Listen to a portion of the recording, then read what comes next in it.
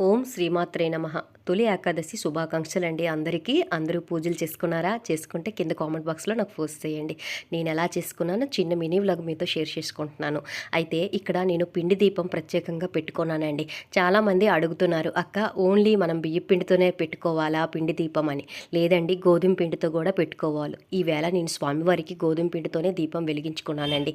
అయితే ఈ దీపంలో అంటే ఈ పిండి కలిపేటప్పుడు ఏమేమి వేయాలి అనేది ఇప్పుడు మనం తెలుసుకుందాం.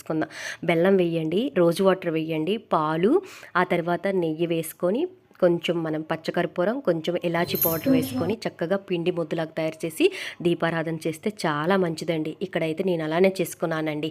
మీకు మార్నింగ్ కుదరకపోతే ఈవినింగ్ చేసుకోండి. ఆ తర్వాత స్వామివారికి తులసి దళాలతో అష్టోత్తరాలు, విష్ణు సహస్రనామాలు చదువుకున్నాను. ఒక టెంకాయ కూడా స్వామివారికి సమర్పించుకున్నానండి.